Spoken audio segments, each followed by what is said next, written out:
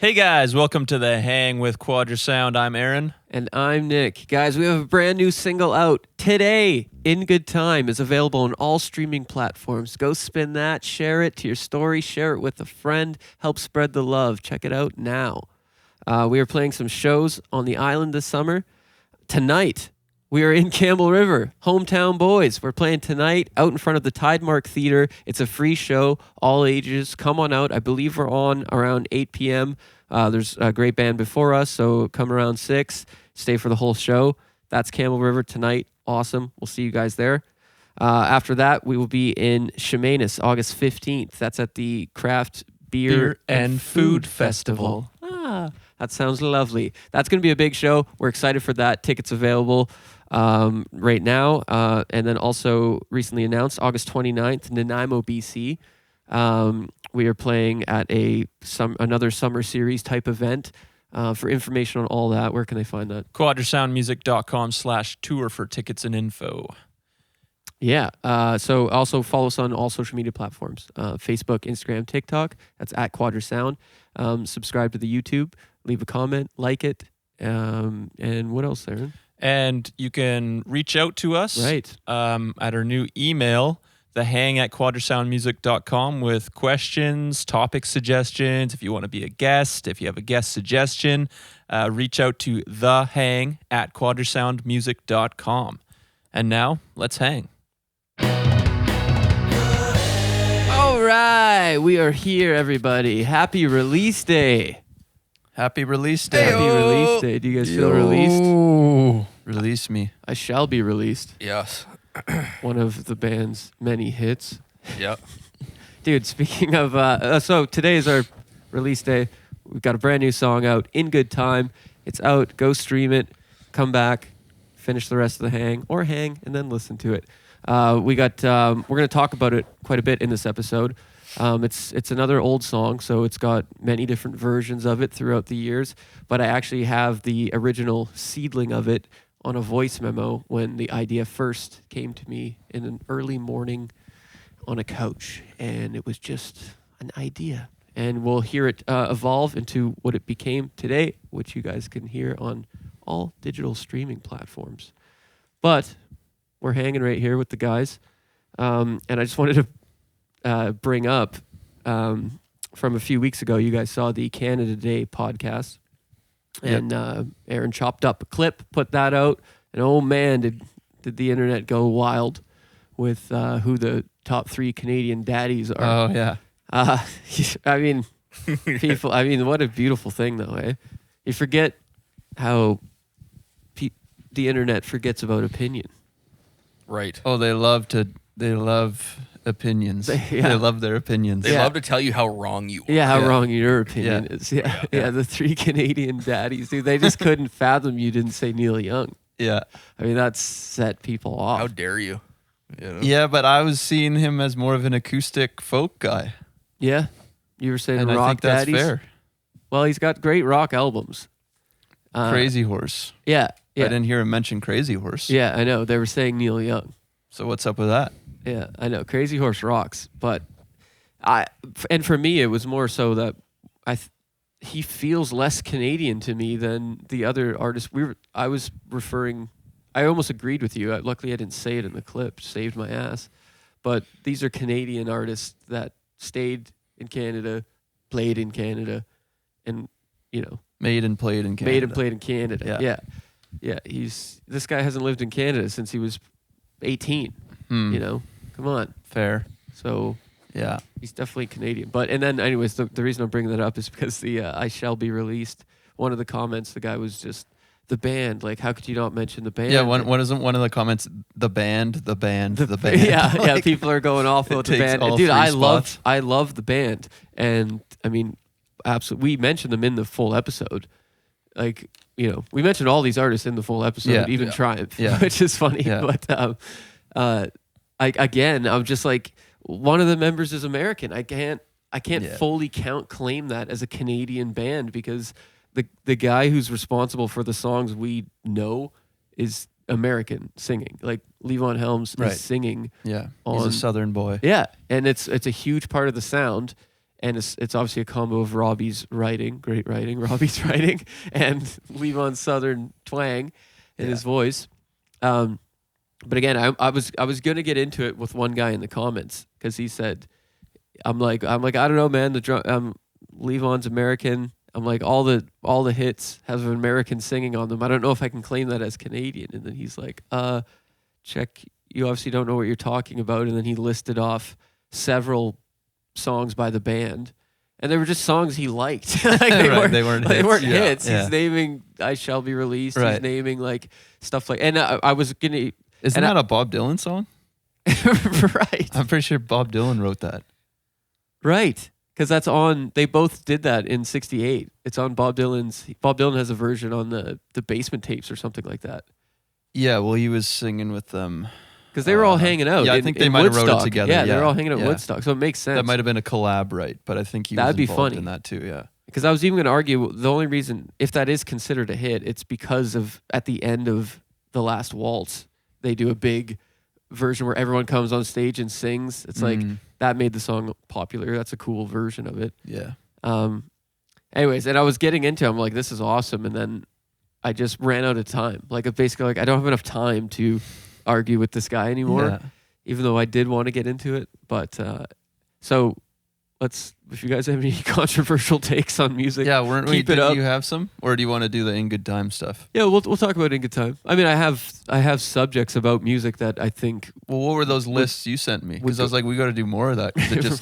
It stirred. Dude, at one point, a clip got more than 1,000 views for sure. Yeah, and dude, at one point the clip beat the Canada Day in views for a moment. It was like I was like, oh shit.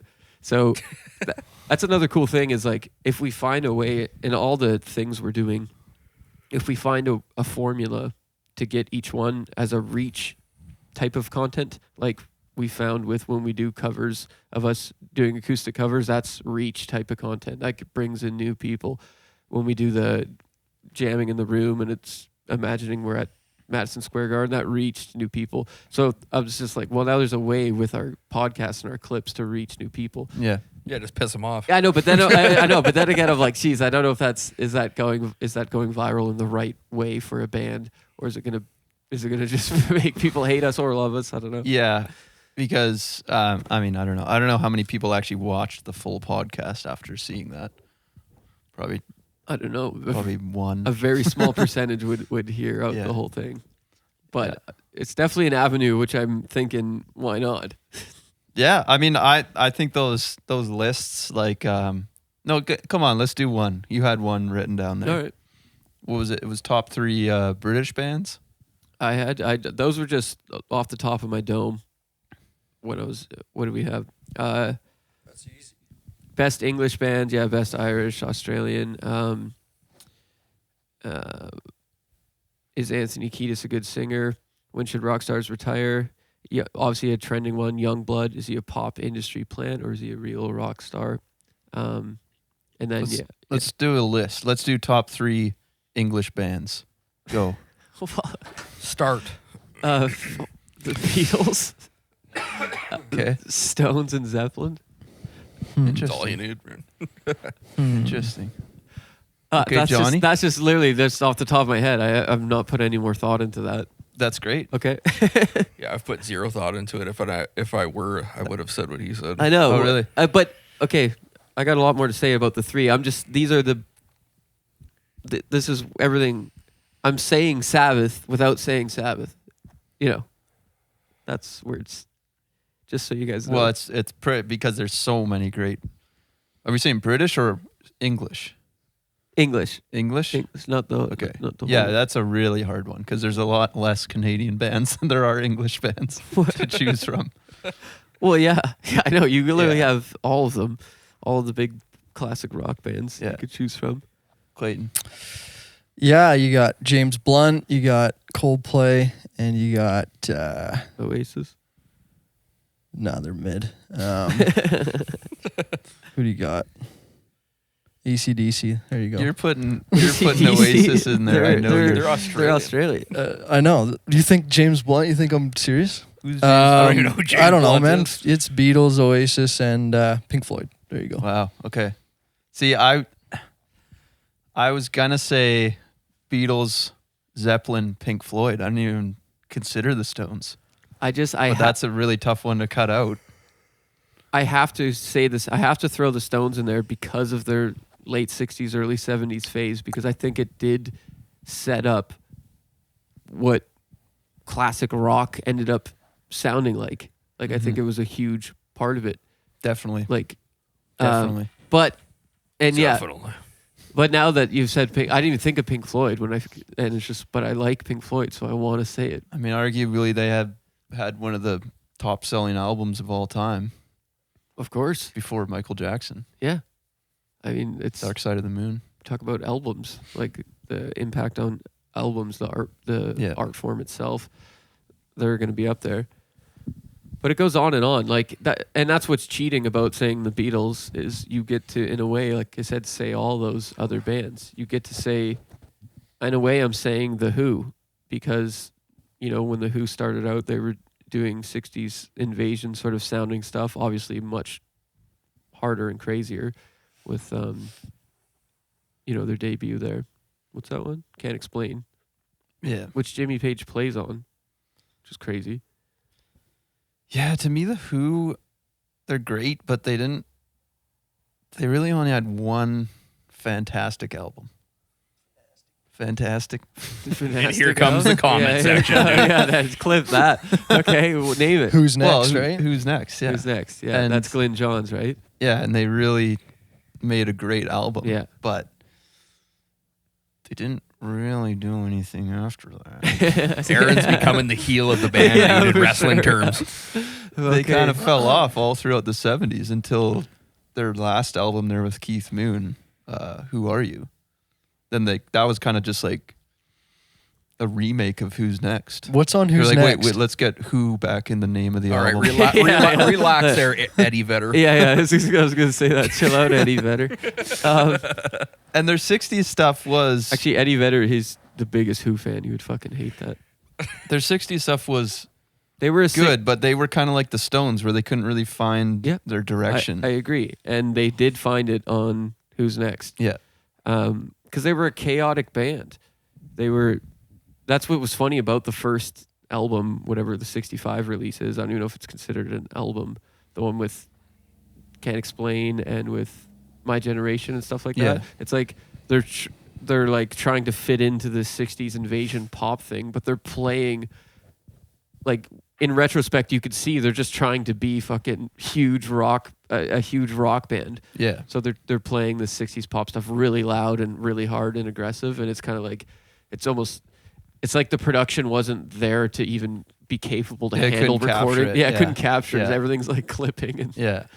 Yeah, I agree. it's just but they're I know what you're saying. They couldn't find their identity in the 60s. But they did have a really good live rep. Right. That's the thing, is they weren't a great recording band until Who's Next, but their live show was legendary. Right. Yeah, Yeah. of course. Yeah, and that's and just as far as like if you're I'll write this down. We don't have to do this right now, but greatest frontman of all time.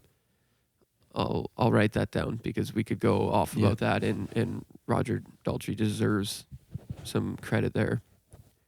Same with Pentagram's frontman, dude. Bobby Liebling Yeah, from dude. Pentagram. Yeah, he deserves some cred. I mean, he had the ultimate comeback last year. Dude, He had a viral Dude, he video. still is. I still see his videos everywhere, man. Best frontman. I'll write You ever that listen to the U, Clayton? down. Do you? Yeah, Who's Next? Yeah, That's, I just got that that one. on CD. I The used to listen to CD. that fucking driving up to Port Hardy when I fish farmed. Got that on CD. That was one of them. I'm trying to think what's on that. You've got Baba O'Reilly. yeah, Bob O'Reilly. You've got I mean, what an Behind Blue Eyes. Great harmonies. Yeah. You've got Bargains on there. What else? Though? Yeah. What other like big songs? The best I ever had, or something. Yeah, That's that's bargain. John Entwistle singing Yeah. on that one. Call that a bargain. Yeah. Yeah, Dude, bass player Dude, singing. but that when you throw that album on, you're like, this is the coolest thing I've ever heard. Won't Get Fooled Again's on that, right? That's the Yes. final It is. track. Yeah. Yeah. Won't Yeah. be fooled again. It sounds like what's cool is the Bob O'Reilly, which is with that. It's so unique, that intro, that whole piece of music, and then the ending of it with the string section. It's like you don't it sounds futuristic. Like it's definitely a timeless recording. It's more akin to like something that would happen later in the late 70s or maybe even 80s. The way the production's kind of, it's just wild. 69, they just wrote this beautiful piece of music.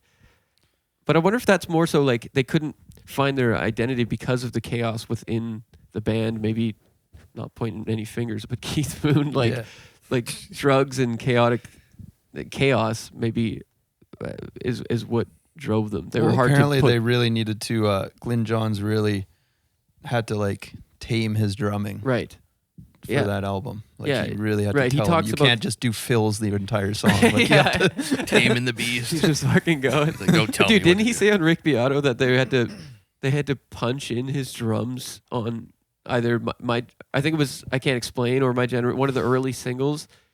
There was no click, and he had to redo his drums, so he just played to the recording they had, and he couldn't believe it that he just counted in and did it perfectly, and that's the take we know. I'll have to look back and find out what song that was. I think it was one of the early singles, but he was like, he's never seen. He wouldn't have predicted that a guy doing crazy fills the whole time can play to a pre-recorded rhythm track perfectly. Yeah, that's pretty crazy. that might have been a history of rock music because he just did a Who episode recently. Right. I I haven't listened heard to that. I haven't heard the most. There's a recent lot one. of interesting stuff in there. Yeah. Well, the Who are great, but I know that we're not big Who guys, but we love them. Yeah. So I wouldn't even think. Yeah. But speaking of Won't Get Fooled Again, that could be another one. Greatest rock scream of all time. oh fuck, dude, let's bring it. Dude, I would love this. Yeah, let me write that down because I'll that- I'll get some clips ready. I and stuff remember like you've that. mentioned that scream before. Yeah, of course. Everyone knows that one. That's the scream on the, what is it? Was the show that uses that? CSI Miami. CSI or something like Miami. that. They use a blend. That's where it confused me. Right. They use a Who blend. They used Who are you? Oh, okay. Who? And then somehow cut into the it always fucked with my head. Yeah, best scream of all. That just excites me. Just that title. Yeah. It's enough to get a guy going. I love that shit. Okay. Anyway, so we have our But- 3 British bands. Did you say yours? You said I said Beatles, Pink Floyd, and Zeppelin. And Yeah. god damn it, I'm sticking to it. right. Yeah, I mean that literally covers everything. Because those are always the big 3 for me. Those are my 3 favorite bands of all time. Yeah. And I don't want to neglect the Stones, but I got into the Stones later. So I'm not even into the Stones. Yeah, I've never been a big fan of the Stones. Yeah, I mean, like I've just recently, in the last 3, maybe 4 years, got into Sticky Fingers, and then which I got into. That's really it. The only one I studied after one of the episodes of History of Rock Music, I listened to Aftermath several times, but I never went all in. And they're just not as consistent as Yeah. the other bands. Yeah. Like Oh, they sorry. have bad Yeah. periods in their career. yeah, well, But they have the longest career, so that's going to makes happen. sense, Yeah, but of course, yeah, Yeah, they like just- I respect what they've done. I'm just not like the biggest fan. Exile on Main Street, I've definitely studied that as well. Yeah, So those are the 2 for sure. albums that I've really spent time with. That I'm like, that's what's so crazy about the Stones is those 2 albums, which you need to listen to because we were raised the same, not big Stones guys. But Sticky Fingers and Exile on Main Street are such great rock albums that they essentially boost them up to being one of the greatest rock bands ever again. It almost neutralizes any sort of shit they've put out because they're such good records, like, and just pure fucking rock and attitude and Jagger's conviction on every lyric and the tones. So I still got a lot to learn, but I do just from what I know about other rock music that I love, about the Black Crowes or the Rival Sons or the list goes on and on. Like, they're big Stones guys. So for my love of them, I have to give it up. for Rolling the Stones fans scare me because they'll put a fucking knife in your neck if you talk bad about them, dude. Like they you their referring family to? scares the shit out of me. Who are Are you you? referring to Altamont? Oh, right. Yeah, that's John doesn't know about that. I don't actually know about that either. The event? Yeah, Yeah, that was an event where a guy died at a Rolling Stones concert. but wasn't that Hell's Angels? Yeah, it was 'Cause Hells they were- Angels related. They were security. Yeah, Yeah. and it was just a bad show to begin with, and it couldn't get the crowd under control, and Oh, jeez. Oh, it's just a mess, dude. There's audio and video of it, and Jagger's like trying to calm everyone down. And actually, the Grateful Dead were set to play that show, and they were like, "We're not going out there," because it was in like somewhere near San Francisco, right? Or you just said the name? Altamont. Yeah, I think it's somewhere near there. They were like, "We're not going out there." You know it's bad. It's a bad vibe, and yeah, someone ended up dying at it, Mm. and that was Holy fuck. that was their big American tour, the Let Your Yayas Out live album tour. Yeah. That was gonna like solidify them as the greatest live rock band ever, and it ended on a real bad note. Yeah, I don't know too much about that incident, but I've definitely heard reference to it. But what I was gonna say was I hate the when people are like, "I'm a Stones guy." It's like there's always the question of like, "Are you a Beatles guy or a Stones guy?" Yeah. What Bring team it on. are you on? Beatles or Stones? Beatles. Yeah. I know, dude. It's so dumb to even compare them Yeah. because Because the it's Stones- Beatles every fucking time, you idiots. the Stones material that people are referring to that they love the Stones for came out as the Beatles were breaking up. Yeah. Like in Yeah. 69 to 71, Yeah. that's the Stones period that everyone goes, that was the best songs time. that they like. Yeah. And the Beatles had been putting stuff out throughout like the Stones are barely a 60s band. Right. Wow, man, you are fucking just want yeah, the they're hate. gonna eat Dude, you you alive. should change your Well, name. they couldn't. Make sure your account's private. I mean, Yeah. I Can't Get No Satisfaction came out Well, in the no, 60s. You've This got is the thing. But Yeah. you understand. those guys. You like that, dude? Feel that shit, dude. All right, guys. Well, we're doing a show here. I'm a drummer, so that's only my Of course, I 1%. understand what you're saying, and you make a valid point because like I said earlier, the two albums that make them solidified as a cool ass rock band are barely 60s albums. Yeah. And well, Exile's 73 or something like that. 71. 71. Yeah. Um, Hope and- I'm right on that. I think it's 73. No. But I'm not going to fight you on It's that. definitely not 73. Matt Damon wasn't in the. It's definitely not Well, 73. then is, This isn't the Matt Damon is Sticky thing. 71? That would be fucking bonkers. Let's just look it up right now so we're not wrong. Okay. Well, I didn't mean to cut you. Keep going off. Build your case on the Stones barely being a 60s band. Well, sure, they had a couple hits. You're like, I'll give them that. They definitely They had- have more singles than I you can't than get you no think. satisfaction. Ruby Tuesday. I mean, it goes on and on. It's just they never they couldn't find their identity. Of course. They were always chasing what the Beatles were doing. They were always 6 months behind the Beatles. Yeah. That was their identity. Yeah. Was the Beatles chasing. But they were branded as the anti-Beatles Holy shit, dude! from the beginning. Sticky is 71. Yeah. Yeah. So And Exile is 73, 72. Yeah. 72. Did you ever see the Stones live? No, because it was after 72 that they stopped. They had Goat's Head Soup or something, and that wasn't a great album. Right. Yeah. It's Oh, wait, 70 73. What's It was Wild Horses. Okay, so they're back to back. That's crazy. Yeah, they're back Okay, to so back. that makes And then sense. They before found- that they was- found a new Before peak. that was what's the one with You Can't Always Get What You Want? Okay, well that's what I'm trying to say is they in '69 they had Let It Bleed, Yes, Let It and Bleed. and that's and it has Honky Tonk Woman. Yeah. Yeah. So well, those- that was a single. right, Yeah. right. But you could see where, like, I would consider that part of the Stones where it's like people are like, this shit fucking rocks. And Well, it's- it even started at Beggar's Banquet. that's which right. was That's the one 68. before. Again, but I know. So that's what's happening is they're still trying to do the follow the Beatles thing. Obviously, the album cover of that is so reminiscent of the White Album, which had Yeah, just come but out. have you seen the album cover that the Stones actually wanted? Is that when they're in the urinal? Yeah, Okay. it's like a graffitied urinal. Yeah. Like they wanted something else, but it was their Label. management. Yeah. Alan Yeah, because Klein. there was actually like feces and shit everywhere, and Yeah, it was and- rejected. And Keith like just wrote on the wall, Yeah, "Beggars Banquet." and they're like, yeah, let's just do what the Beatles did. Right. Okay. Well, Let's fair go enough. white. It's yeah. working, so.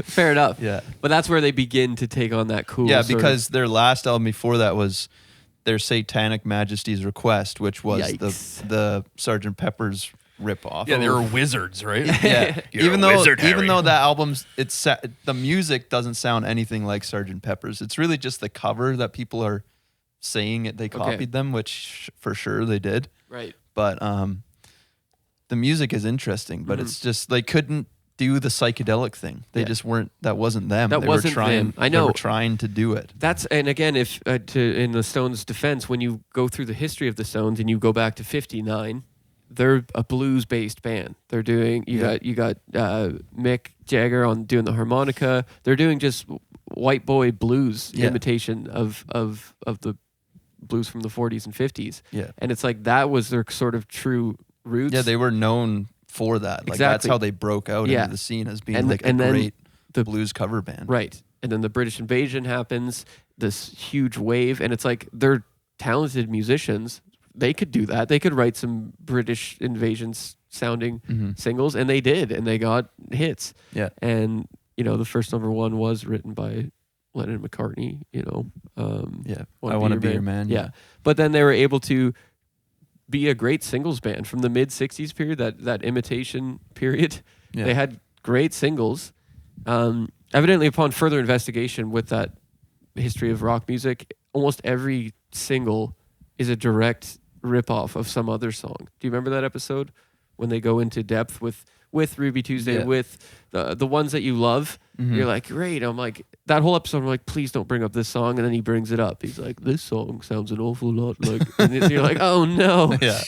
So they were just being craftsmen. They were just doing this. It was a great opportunity for business, but it wasn't being true to themselves. And that's where I think in the late 60s, they're almost reverting back to what they were. But now they have the perspective of the hardness of the 60s happened. There's that edge. They're at some point, a flip switches, and they go from like this British looking, like Keith Richards looks like George Harrison in black and white, and then with the flick of a switch, all of a sudden he's got a headband and he's fucking heroined out, and it's like shows them in the studio in '68. Like they look like the coolest rock band ever. Yeah. And that's where they start to really find themselves. Absolutely. Paint It Black was cool though.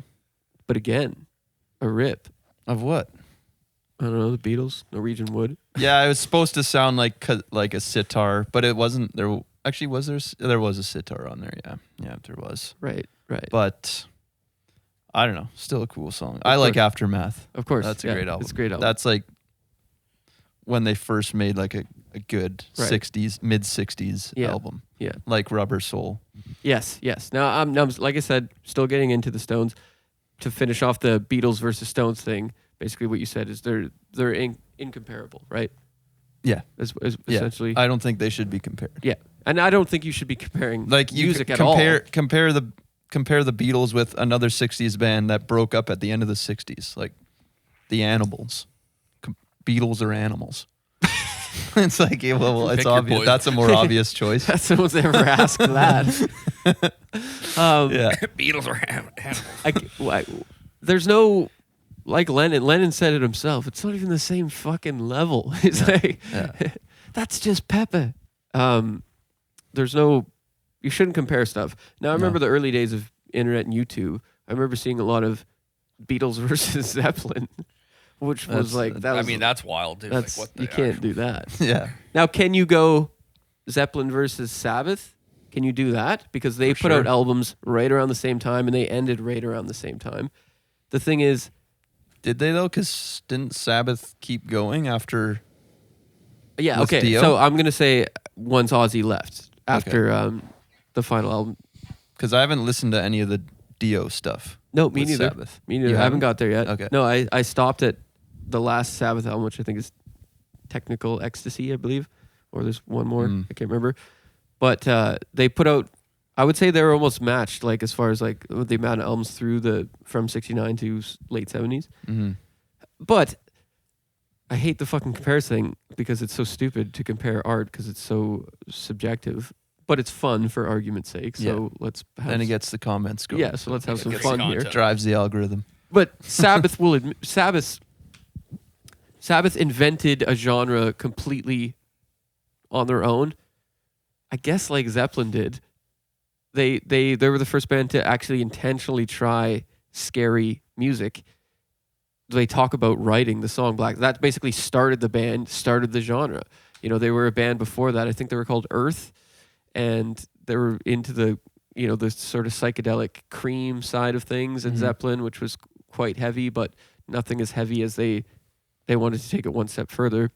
And obviously, everyone's heard the story, but they were seeing people come out of a movie theater, a scary movie.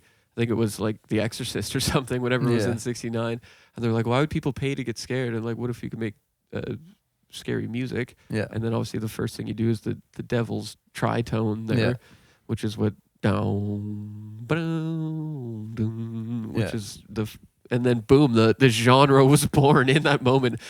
Metal was born. Yeah. So they have that, but that wasn't necessarily successful commercially. That first Sabbath album. When did it come out? '69. Yeah, but when in '69? Earlier '69, because they had Paranoid next, the follow up, which I might have actually been released early '70 technically.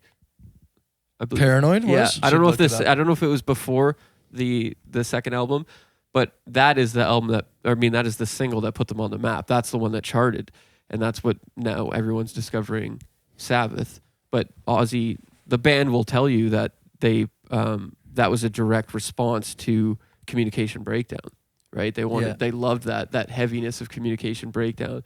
They actually, Ozzy, I think even said he was worried people are going to think it's Communication Breakdown because it's the same key, same notes, and so you got to give it to Zeppelin there for basically launching the commercial side of this Black Sabbath heavy metal genre.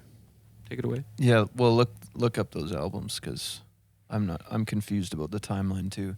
Masters of Reality is their third album? Yep. Okay. You got it? Paranoid, UK release September '70. What about Black Sabbath? Just look up discography. Well, I was just trying to see if the single was ahead of the album, Paranoid, because I know it had a Black Sabbath released their self-titled debut album on February 13th, 1970. There you go. Whoa. February 13th. And Zeppelin 1 was So they had time to 69. absorb Beatles' Abbey Road, listen to I Want You, She's So Heavy, and go, wow, that's really dark and disturbing. That's really dark. Let's fucking copy that. Wait, was Zeppelin 1? Whoa, dude. They was released it on Zeppelin, February 13th. I wonder if that was a Friday. Sorry, was Zeppelin 1 68. 68? Technically, well, December of 68. From what my memory is telling me. UK December release. of 68, okay. So almost 69. Yeah. But I Barely could be remembering it. I could be remembering it wrong. But yeah, see, I'm remembering it wrong. Okay, so it's January 12th of 69, but they recorded it, I think, in November, but they were playing it in December of 68. That's what that Scandinavian tour and shit like that. Yeah. That the Yardbirds were supposed to Yeah, be. billed as the Yardbirds. The Beatles are Yardbirds. The Beatles are Beach Yeah, Boys. That's actually a better comparison because they started That's not a comparison. Yardbirds don't have an album. Roger the Engineer. That's a good album. The Beatles are Kinks. Hey, you didn't mention the Kinks, by the way. Same thing. They're good, but Yeah, they Similar to The Who. developed later. Developed later, couldn't get a good album going. they had an early hit and then couldn't get it together for the rest of the 60s. Right. The Beatles But are again, Beach Boys. something else. Beach Boy. Yeah. Oh, but that's American. Oh, wait, now we're doing a separate thing. yeah, That's right. Yeah, sorry. yeah. You can do that. Best discographies of all time. Wow, dude, that's great. That's another great thing to talk about. You know, Beatles. Beatles right up there. Yeah. I mean, there's so many. Yeah, Beatles. Pink Oasis. Floyd had a sick run in the 70s. Yeah. Yeah, Pink Floyd's gotta Oasis, be in Oasis comes to mind. No, discography wise, like they just have their 90s stuff really. 2000 stuff is good, but I don't like fucking best. You know? Oh, you're saying stacking it. I'm saying the best overall listen from beginning to end, like the journey. Yeah. I don't know, dude. I've done the Oasis one recently, like whatever 2 years ago, and it was fucking great. There's some good stuff but in the I mean, 2000s. Yeah, it's good, but it's not. Best. not Yeah, you're not legendary. gonna say best. No, I wouldn't. I would say it's legendary. I mean, Pink Floyd, that's an insane run in the 70s there. You're saying, but you gotta The include Beatles, fucking- obviously, but I mean, like later stuff. Obviously, like 65 to Abbey Road is quintessential, you know? don't know. the earlier Even- stuff. I like the earlier stuff, but I mean, But it's not. I see what you're saying. More of a concise discography. Mhm. Well, then you can't say Pink Floyd. You can't just pick a section. No, of I their know. releases. I know. Yeah, That's the thing, right? you That's have to what go- makes it hard. That's is why because that- you like even Dylan, right? He had some sick runs Yeah. too, but then he's had some so then kind of it fucking knocks bummers. them out. That's where Zeppelin comes in.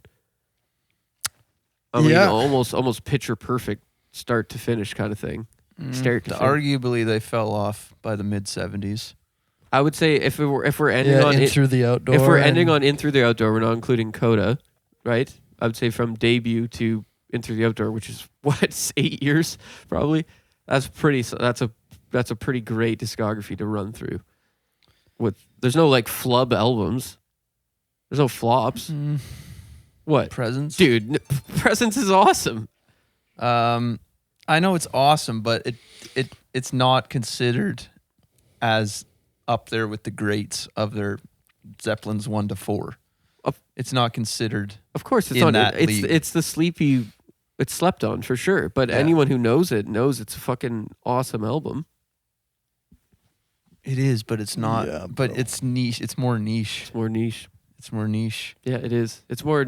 And I would Muso. say even I would say even starting at physical graffiti is when they were having a dip. Oh come on. They're dude. starting to. Well, they were a lot of songs. They were right? burning out, is what was happening, and there was personal shit getting in the way, and drugs and alcohol. I Yeah. would say. Yeah. I just want to look up the Presence. Dude, I love Presence. It's just the problem is when a band puts out a legendary album, it's so hard to follow. And So true. Zeppelin 4. What came after that? Houses of the Holy. Mhm. Yeah. It's good, but it's not good. Good, but it wasn't Zeppelin 4. and it then, wasn't sugar. and You then, can't market it. you know, the only band that actually, I would say that did their insanely popular album justice with their follow-up was Pink Floyd. With Wish You Were Yeah. Here Yeah. after Dark Side of the Moon. But dude, that's They're the only ones, but they spent because they knew the challenge and they accepted it. And Well, I would go on Oasis into too. it. Oasis definitely maybe into What's the Story. I mean, that's a fucking legendary. I know, but run. wasn't definitely maybe. biggest, don't know- I Biggest selling debut UK Okay. album of all But time. that's a at that- debut. We're not talking debut. We're talking It doesn't build still- up to the hit. to a massive album. Mm-hmm. Yeah, but I Forget mean, debut albums because that's Dark that Side. can That happen was too. But that's I mean, not the argument. How big was Pink Floyd before Dark Side? Well, that's what I'm saying. But That's they had years to build up to that. It took them years. Do you understand that? It took them. What the That was fuck like was their it? fifth album. Yeah. So they had a growing. Well, they kind of had single success in the '60s, and then they lost Sid Barrett. Yeah. They had to rebuild. They had to rebrand, Mhm. find their new direction. Couldn't find it, Yeah. and then all of a sudden now they found it with Dark Side of the Moon. And so, then so I know what you're saying. A band, who, but okay. Here's where I'm going to push back on "Wish You Were Here." Is I don't know if it is. It to us, it's considered a great follow up. But was it as successful as I think it was? Because, dude, that album I didn't discover till I was 18 or something. I was like, wait, like "Wish You Were Here" and "Animals" for some reason got dwarfed by the Wall and Dark Side of the Moon. for sure. So those and Animals really got dwarfed. I'm Yeah. still trying to Yeah. bring that one to light. But "Wish You Were Here," it was an old chef I worked with. He's like, "You don't know 'Wish You Were Here'?" I'm like, "No." He's like, "Dude, throw on that album." So I had to discover it. Like, I went to London Drugs and bought it on vinyl and listened to it that way. Like, that was the first time I heard "Shine On You Crazy Diamond." Like, That's a great way to listen. of course, to it. and I was like, this is the greatest thing I've ever heard. But I Yeah. don't know if it was received that way. It didn't have a huge single like "Money." I don't even think "Wish You Were Here" was a single. Yeah, it was. I mean, what did it? You can't even play singles off that album except "Wish You Of Were course, Here." and that's why it's not as remembered. But that was Pink Floyd's thing, was long ass songs. Yeah, I know. Like before Dark Side of the Moon, So- Metal had a whole entire side was one song, Echoes. Yeah, Yeah. yeah. So that was always their thing. It was Dark Side of the Moon is the anomaly. Yes. Dark Yeah. Side of the Moon and The Wall, because The Wall doesn't have a really long song either. Right. I know it's funny that they're deep concept albums, yet they have you can chop them up, clip them as singles Yeah. that are great on their own, which is that's hard to do. Yeah. So I think what you're saying is, did the artist follow it up with their best work? I would 100% agree. I've always Wish You're Here is like my favorite Floyd album. Was it critically received? Probably, but was it definitely. commercially received as so. well? Yeah. I don't know it's if that's not true. No, it didn't sell as many copies as Dark Side. I'm not of gonna the say as many, but was it the follow up people were hoping for?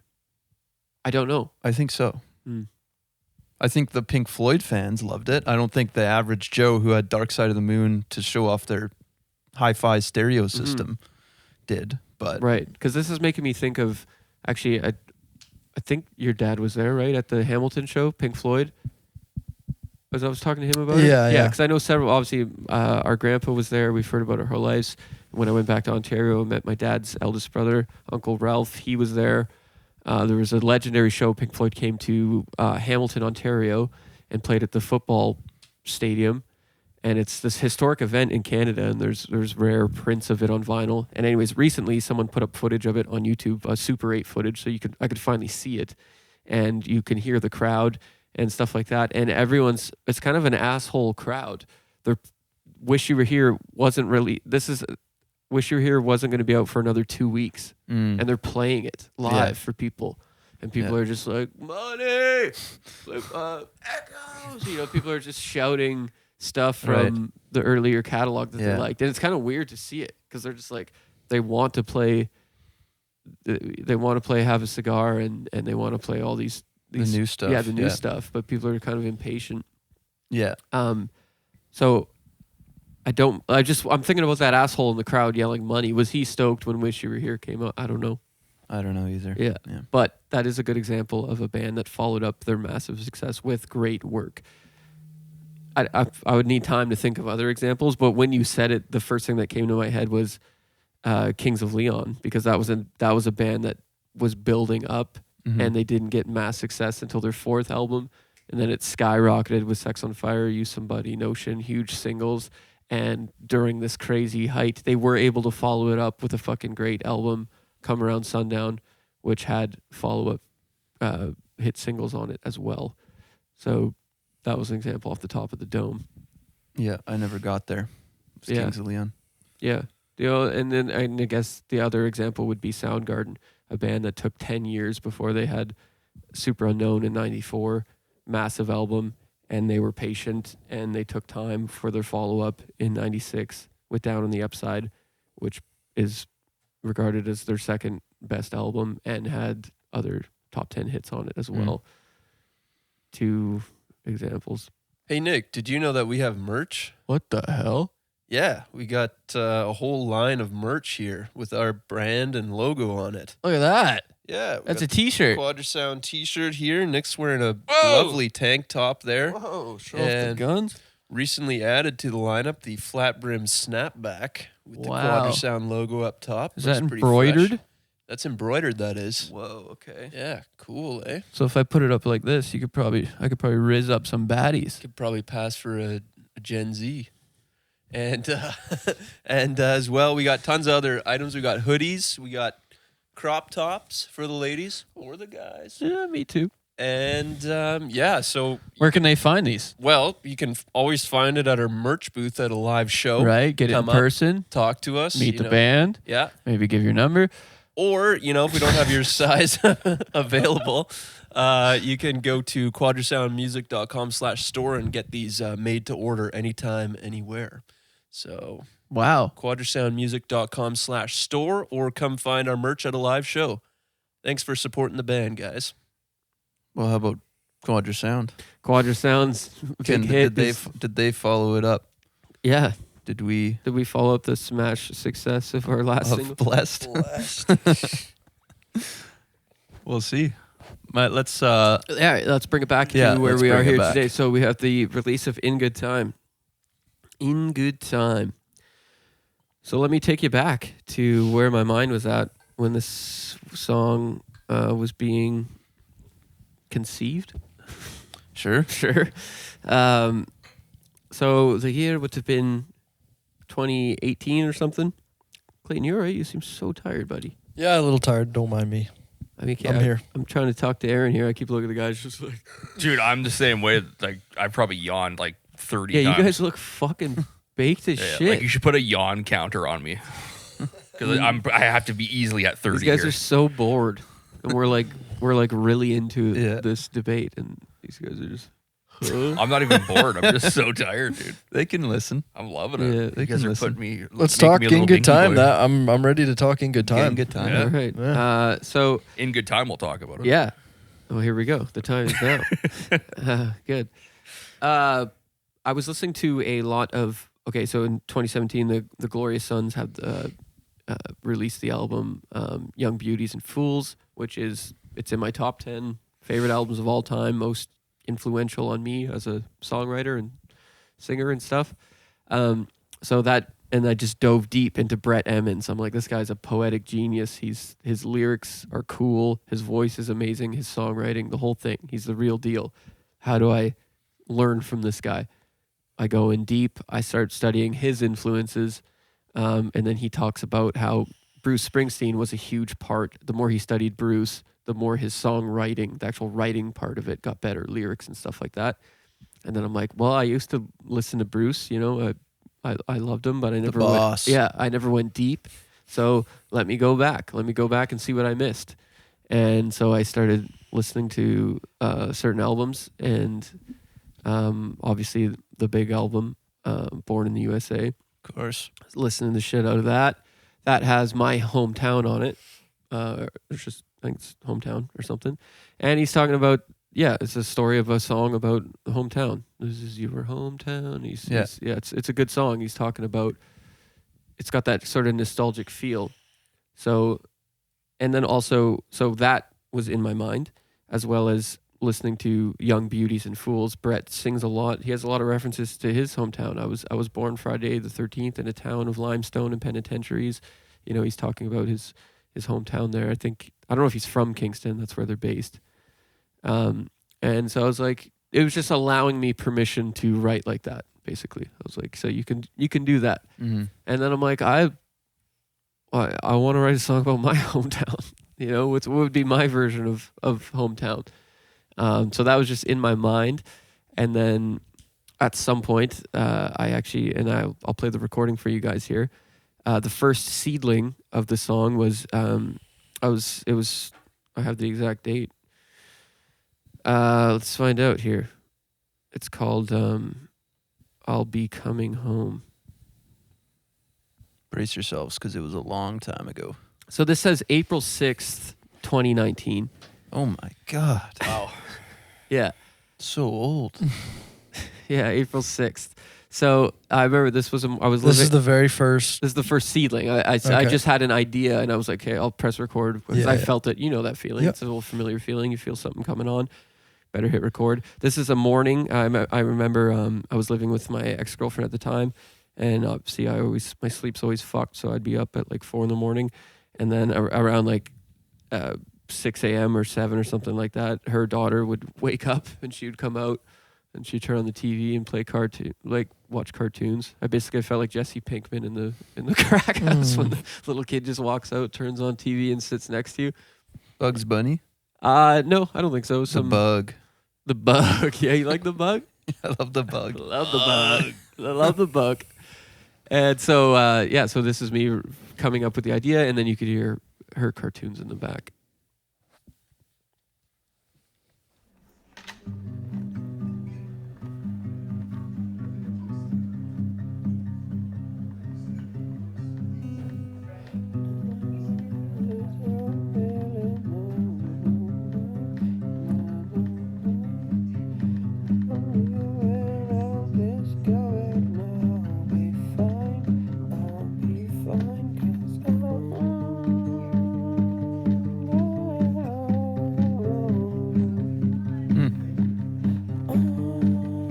Yeah, no lyrics yet there, but I'm kind of saying the "I'll be coming home" thing. Yeah, That's but it's the melody is slightly different. Yeah.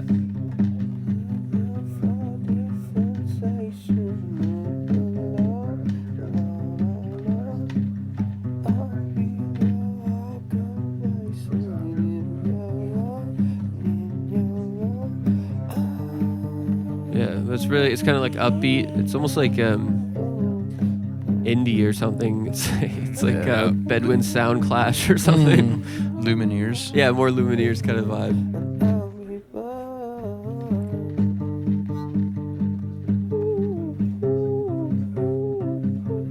Making it up. Trying to find another hook. Yeah.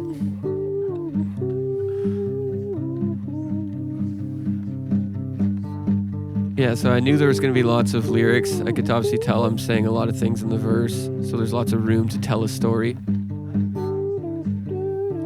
And then I think even at the end here, I have the idea of I wanted to pick up by the end and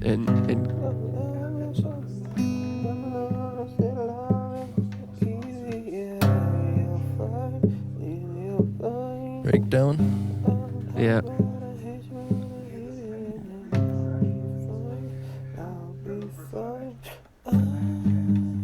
Bring it back to Should that. have been called "I'll Be Fine." I'll be fine.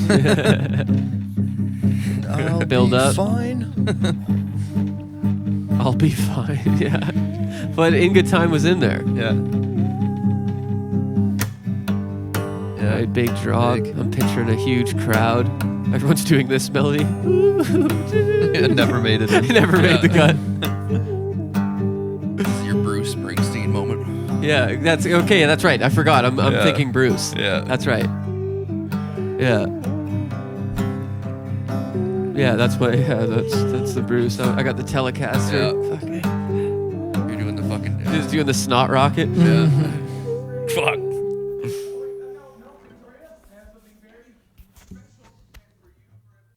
Just hear the TV. Yeah. in the background. What show was that? I can't. I don't know. It was so long ago. Phineas and Ferb. Phineas and Ferb. I don't know. Lloyd Yeah. in Space. I don't know. I can't tell from that audio. 2.5 Men. So that was the original concept I had, and then what was interesting, the lyrics were almost written separately because I wanted to be like Brett Emmons or like I'm a poet, man. Like I'm just gonna write some lyrics, some poetry, and I was actually at work at Riptide where I work to this day, and I remember being in the corner and like just getting the idea of the town, and I wrote them in the notes of my phone. It's just like. It was like, okay, I want this to be about my hometown. So literally the first thing I said was, well, the fishing ain't what it used to be and the mill closed down. It just flowed out. Mhm. And well, I mean, there's no better word to start a song than the word well. Yeah. The amount of examples are endless. Any good story song. Actually, every Stomping Tom Connor song, I think, starts with that comes in like a son of a gun. it just goes on and on. Well, what a fishing ain't. It's a great way to tell us an old story. Yeah. So then as soon as I had that first line, it was so obvious. The rest just really took, and it just flowed out. I remember I was squatting by 2 plates. I was squatting, 2 plates, writing this. I was squatting plates, but they were entrees. Yeah. I was hiding in the corner because there's a spot where you can hide from all the cameras, and that's where I do most of my writing. So I was hiding. Just in a corner with your phone. Yeah, so I was hiding in the corner. I was just writing, I wanted the first verse to be about the hometown, and then also again another reference of a hometown song that I really cared about was Kings of Leon, Telehina Skies. That's about their hometown, and I even took a line from him in that because I was trying to think it needs a pre-chorus, and I just basically took his. Yeah. Everybody says that this place is so beautiful, and you'd be crazy to say goodbye. Yeah. We'll see you in court, Bubba. Yeah. So that's where I got the everybody says thing. And and then it's like there should be a character because around that time we were 21. You should actually explain that line because everyone says that the river is dirty. Sure, thanks. Yeah, that's a good thing. So when we were growing up, often I would hear people refer to our town as the Dirty Riv, Yeah. the Dirty River. Campbell River. Yeah, Campbell River is where we're from, and the Dirty Riv it was the slang term, Yeah. and other towns would call it that, and people here would call it that, the Yeah. Dirty Riv, and Well, yeah, the I capital- never cared much for that term. It's a little offensive. I didn't care Especially much. it's one of the cleanest rivers in the world. Yeah, cleanest river. If you're talking water quality. Or the capital of chlamydia. That's everywhere. that shit's everywhere, bro. It's coming for you. But I'm saying, and that was another thing I learned is like, there's a big part of this town growing up that hates the town. Yeah. And I thought this was because I was only raised here. I thought I didn't know this was universal. But there's a part of the town that hates itself, and then there's another part that like loves it. And I was learning that, and what that line, everybody says that the river is dirty, but it's done me just fine, because that's me saying, you're saying it's the dirty riv, and maybe that's your experience with it, is that there's chlamydia and there's drugs and whatever, there's some seediness, but like it wasn't like that for me. Like it was fine. It was a great place to grow up, and there's I think how it was is the portion of people who find it beautiful and like it came back. right. The people who hated it were Stayed young. and stayed. Well, no, young, but born here, grew up here. Mm-hmm. I think that's the divided line there. I think It's people hard to who love it have came back, Right. in a good time. Right. But I think when you're young and you're born here, I think I that's get- where that comes Exactly. from. So the song is a bit of it's a conflicting idea. Mm-hmm. The spirit of the song is conflicting, and almost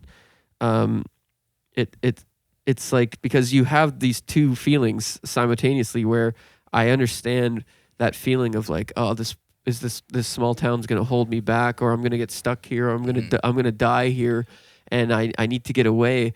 And then the feeling of also like appreciating the good side of this town and how much beauty there is in it. And I guess in this song, I'm expressing both of those things can exist. Yeah. Where Basically I explaining want that. I have this urge to run away and go do great things, but it's almost like I want to come back, I want to return home It's again. like, because this is always home. Yeah. Yeah, this is Yeah. always home. Because deep down, you always loved it, even when you were frustrated with it. Yeah. Yeah. Yeah. So exactly. So there's a few. That's what's interesting about the song. I'm kind of going back and forth, and then the second verse, I'm talking about just a character in the song, because it is also very common around that time. Like I said, we were 21, so around that time, our friend group, lots of people right out of high school moved, or they're still figuring out their shit and they're moving. Some people are moving back. Yeah. So there was. I just wanted to tell a story, sort of an amalgamation of multiple stories that I've heard, and convey that in the second verse. So that's the Shelley character that I came up with, and my ex, she claims that she came up with the name because I was sitting there bouncing ideas off her online there. I don't know. I think I said it, but We got to give her a percentage. yeah, I know. Yeah, Give her a that's point. what- we'll see. Anyways, Yeah, I mean, that's just such a classic story, especially she came back, and such a then small what town do you say? story. so that was that. Yeah, this story is that she left. She goes down to the city. I'm gonna go. Fuck this shitty town. This town Yeah. sucks. I'm Yeah. gonna go figure it out, and then realize like, oh, the problem's on the inside, and it's shitty wherever I go. Yeah. And then so you eventually, after you exhaust all your resources in this new place, you return back home, and you settle for what you think was a bad thing. And whatever, this character came back home. She got knocked up, not even sure who the dad is, thinks it's this guy's, and now she. But still wants to have an identity, so she wants to go out and party and have fun. Yeah, of course, exactly. Yeah. So and you see that, okay, let's go to match. Yeah, let's go to match. So man. and then mom will watch the kids. So grandma watches the kids, and then she goes out and gets white girl wasted and fucking sucks off Clayton. Yeah. Plenty examples of that in CR. So yeah, For sure. I'm thankful. I'm here for that. Yeah, so that's part is about. And anyway, so what I'm trying to say is I wrote those just as poetry, and I wasn't even sure where to place them, and I didn't know if they would fit in the melody of this other idea I had earlier of this kind of song. And then I eventually brought them together, and they did fit nicely. It fit right in. And so that was I knew it was a special song. It was the first kind of song that I wrote where there was some serious depth to it. Not the first song that I wrote that had depth, but that wasn't just about a girl or something like that. This was more like a personal, nostalgic sort of thing. And you guys were all raised here, so it was something that you guys could tap into as well. So we were jamming at John's place in Duncan around that time, and I brought the idea to you guys to show you this new song. And again, I was, you're always nervous showing the guys a new song, especially one that's more chill and not like a cool rock song. But I could tell by the reaction, everyone was into it. And then just crazy enough, I guess, Clayton, you could take it from here. You had a piece of music that fit like a puzzle piece over top of this. Mm-hmm. So the guitar intro that you guys hear, that's Clayton's melody, his piece there, and he wrote it separately years before. Yeah, so, I mean, how far back? I guess we're going to like grade 7 or 8 when I started picking up the guitar again. Like, got heavily into the Beatles, got an acoustic guitar, and was like more into writing songs and stuff. Good buddy of mine, Hayden, that lived close by. Shout out Hayden Krantz. Yeah, he was getting into guitar as well. We lived close by, so we hung out a lot, just biked to each other's places. And I remember we were out dirt biking, and I was talking to him. Like, we went up to some cool spot, and we were checking it all out, and we were just getting talking. And I was like, yeah, man, like, just getting into like writing songs and stuff like that. Like, you should start writing your own stuff too, and like just see what we come up with, kind of thing. And then I don't know, next day or whatever, he shows me he's got this little riff, the dun dun dun dun dun dun dun dun dun dun dun dun dun dun. I was like, that's awesome, dude. You're like, that's money. It's so simple, but I was like, yeah, I vibe with that. And I don't know, it was like maybe like a few years later. I don't think he really ever did anything with it. I always kept it in the back of my mind, but it wasn't until I got like a looper pedal and I like try to like come up with something with that.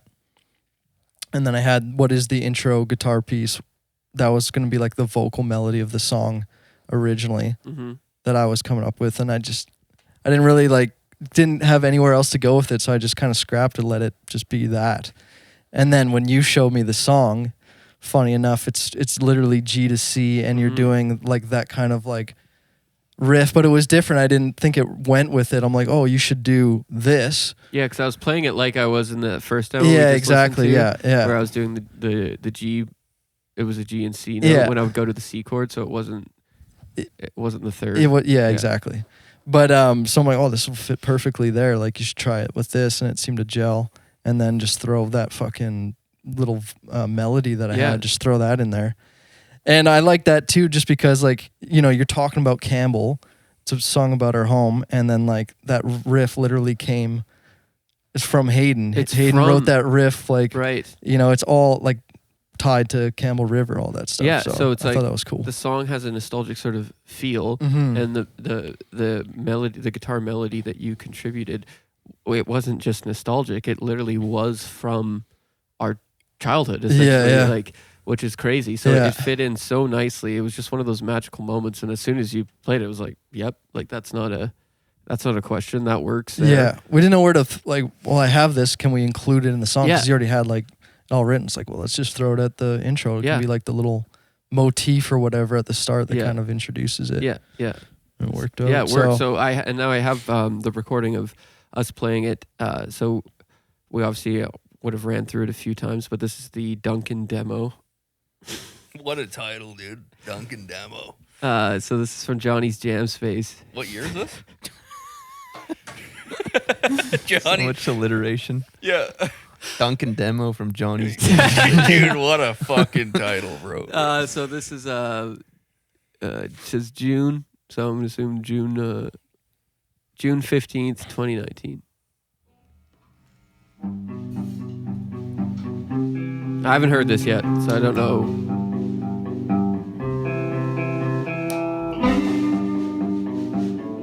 And there's Clayton's intro piece there. I added the rattling snare. Johnny's ringing snare, rattling snare.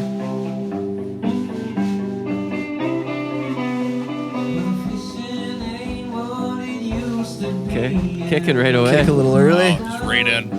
Right in.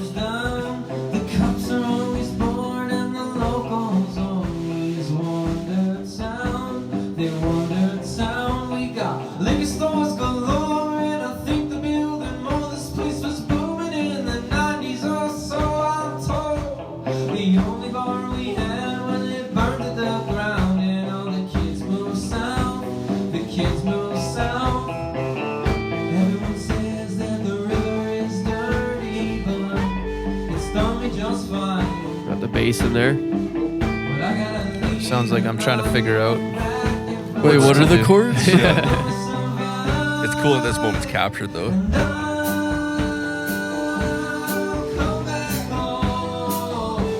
Not the greatest harmony. No, figuring it out. I think I'm figuring out the lead line too. All right.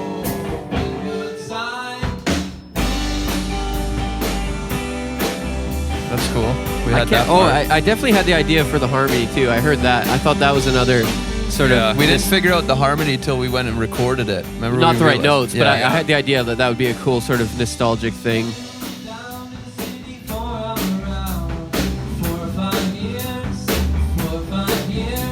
Yeah, see that harmony's not even there.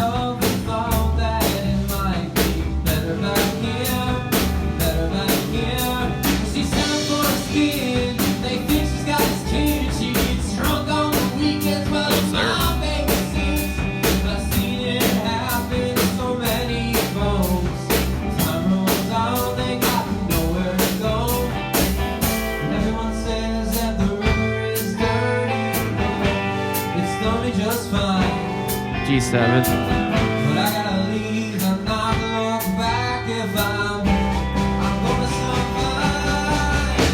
But That was cool. The stop's cool.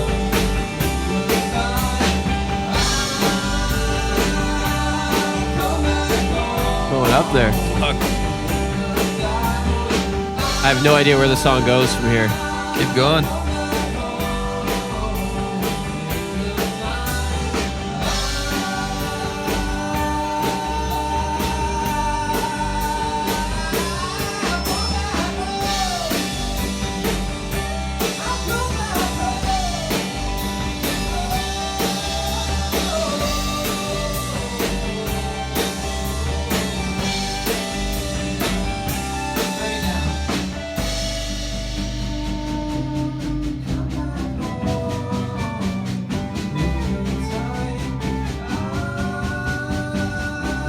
Oh God, I'm just all over the place.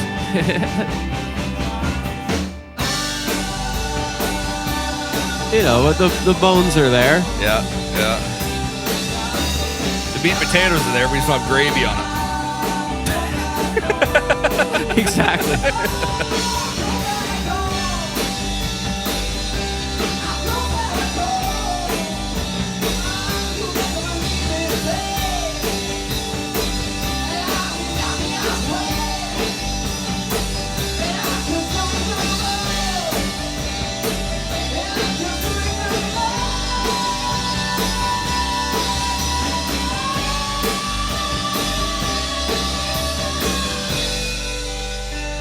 Oh yeah, we had the talking outro. Oh yeah. There's your Springsteen right there.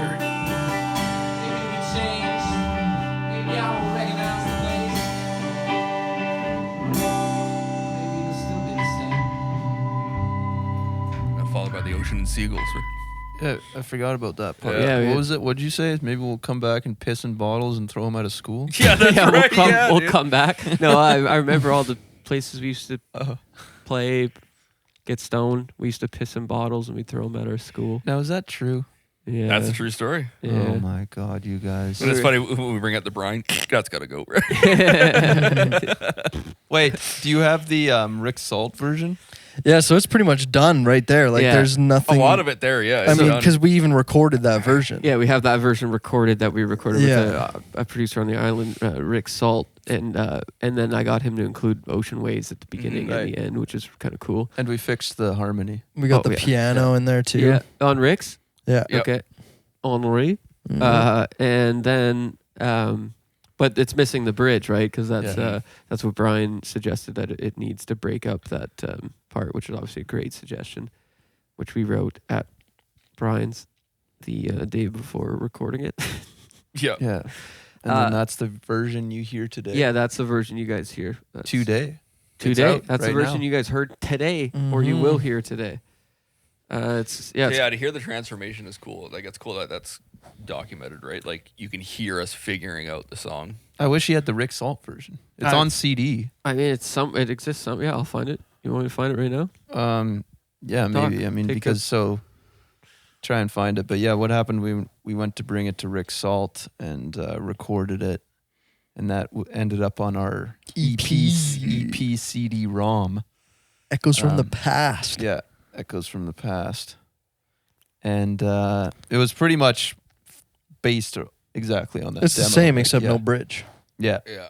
yeah, but I mean, yeah, And I was guess happy like with that version. you repeat the first verse in at the end there. Here's the thing: Well, the my personal history with this song, you could hear me trying to figure out the bass part. Yeah, yeah. Mhm. And I can honestly say I still haven't figured out what to do on that song. You're like, you're like, I still don't know what I'm doing.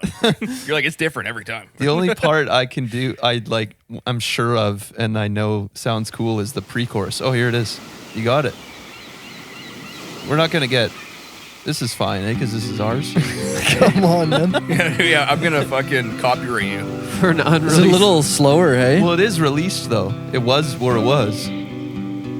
Yeah. It is way slower. Yeah, Yeah. Brian likes the faster Yeah. tempo. Well, it does get Oh boring. yeah, we did the piano. Well, that's in the modern version. Right. Yeah. More nostalgic, you know? Yeah. Well, the guitar's there too. Yeah. They're layered. But the fishing ain't what it used to be in the Wow, it's really slow. town. Super Get on with it. Let me. The cops are always Good quality in the vocals though. Rick couldn't capture Yeah. vocals really well. Wander town, they wander town. We got liquor stores galore, and I think the building more. Whoa. This place That was, booming in the I remember 90s Rick's or suggestion to do the so. bass with the kick drum there. That's a good suggestion. Yeah. That's a good rule of thumb. I think the bass should be with it. The kids move south. Way This part, I like the bass. Says that the river is dirty, but Bum, Yeah. bum, thought we bum. just fine. Chromatic. Oh, boo-doo, boo-doo. You don't do that? I do that. Yeah, it's the exact same. Harmonies are better. That's a little hot. Johnny's harmony. Yeah, a little That's his- he probably has John's mix notes. Yeah, my Yeah, harmony needs to John come needs to hear up. Bring it up. himself. And then it's on key here though. Never mind. I'll say it after. It breathes. Yeah. It's everything's alive. Let's hear the whole thing. Really? Yeah. No. Yeah. Well, I gotta pee. Go ahead then. Okay, I see we added the harmony there. She had no luck with love and thought that it might be better back here, better back here. But she settled for a skid. They think she's got his kid. She gets drunk on the weekends while her mom babysits. Hear the grit in that one? Drunk on- It's a good vocal. Yeah, and actually the quality's good. Like, Rick captured this well. I always liked this version.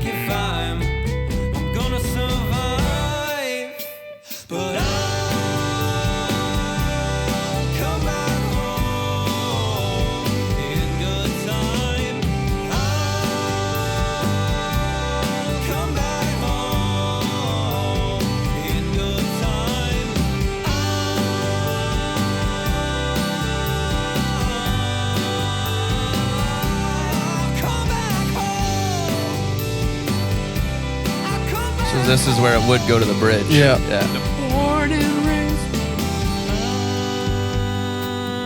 We opted for a breakdown. We did. Oh, we're the breakdown kings. Yeah, it's easier than writing a new part. Just do the Yeah, same yeah. part differently. Oh, pinched harmonic, and then he reversed it for the swell.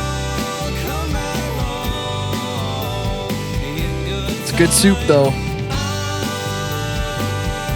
The guitar sounds. I like my guitar on this. The tone. We could just transfer that over to the.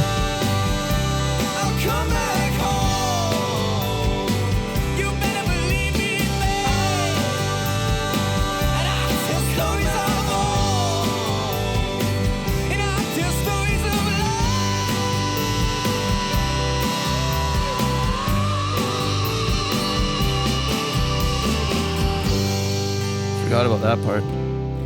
The scream. Yeah. It'll be funny coming back, seeing all the old places that we used to play. Get stoned, we'd piss in bottles and we'd throw them out of school. Maybe it'll be changed. Maybe I won't recognize the place. Or maybe it'll still be the same. Wow. Waves I got chills there. Are they multiplying? Got chills. See the pissing in bottles and throwing them at the school? That's the greasy part of Gumber. That's the dirty rip side. Well, we're just a little shithead. We went through a shithead phase when we were kids. See, I think it's great we played that because we have the seedling, Yeah, the demo. Yeah. the first recorded Recording. version, Yeah. and now you folks who listen to us, you can go listen to the new release. Where'd you find newly that? released version. This version? Yeah, is that on our drive or anything? I think it's in my old Hotmail drive. Oh, okay. Wow. Can't believe you actually pulled that up. That's great. Yeah. The tempo. That's I can't. But I yeah. forgot So how you slow see, that was. that's definitely You see it from idea to The evolution. to demo to first recording to now. What you're hearing today is, is The second recording. We'll probably polished- record it again. Yeah, But, in 8 years. And we work with a new producer. Yeah. But again, that's not the But first what's time we happening- did that. We did it with Starlight as well. yeah, that's what I'm saying. So Yeah. what's happening is like we obviously we had the goods all along, but we needed to find our way up to the top because now the version you're hearing is with Brian House's ear, a hit songwriter's ear, listening to the song, saying this is great, maybe do this, write a bridge here, and then a great idea. What if at the final ending you bring back the first verse but up an octave and like it's great. And then the quality of the recording itself is just like now we're recording. I mean, that was the first session at the Armory. That was when we recorded onto tape, then onto Pro Tools. Yeah. I'm using his SJ200 for the acoustics. Where you're running through, you're using John Paul Jones's bass. Yeah. We're using all the gear at the Armory. So it's like, from that, it's so fucking cool, man. That idea of sitting on the couch in that morning playing that song, in my mind, it was this big song, and then to hear it finally recorded like that. Yeah, to that moment from the couch to what it is. And there's just this morning I was editing some reels going through our show when we opened for Cameron Whitcomb last year. And that was a moment where we had a huge crowd and I got them all to sing the chorus. Most shows, if there's enough people, I'll try to get them to sing that part. But this was the time it was like over 2,000 people were singing it. Unfortunately, there's no footage of that part from what we had shooting camera at the time. I've seen stories. People posted stories and stuff like that. I've heard rumors. Yeah, I've heard rumors that there's footage exists. I couldn't find it today to make the post. I'm going to keep digging around. But the thing is, again, that's what I was picturing in my head. Yeah. Is that. So, what you dream on a couch in the morning might come true for a tiny moment, but it just might take 7 years. Yeah. Mhm. But it's cool, man. That's the Great. beautiful thing I'm about glad music. we're putting it out because it's It's a it's lot of kinda people's different. favorite songs, Well, yeah, and it's kind of different from the stuff it's kind of, we Right. haven't really put anything out like with an acoustic guitar and Yeah, a piano. yeah, Piano. and something that's And this- more mellow and Yeah. more ballady. Would you say ballady? You could say, yeah, sure. And then also just a more of a substance from a writing standpoint. Yeah, It's just a real. It's a real, Yeah, it's a real story. song. Yeah, It's a song with a yeah, story. Yeah, Yeah. exactly.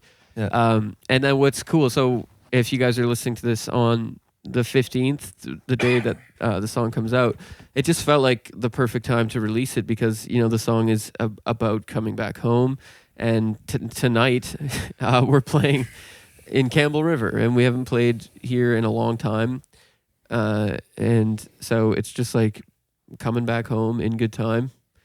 The song should come out, yeah, and it's first day of the Springs. yeah. The first day the Springs are open for keeping in Area 13 there, just off the hump. Is there. it 13? It's Area 13. Dude, it's my lucky Yeah. number, dude. Fish in Area 13. You can keep Chinook salmon Right.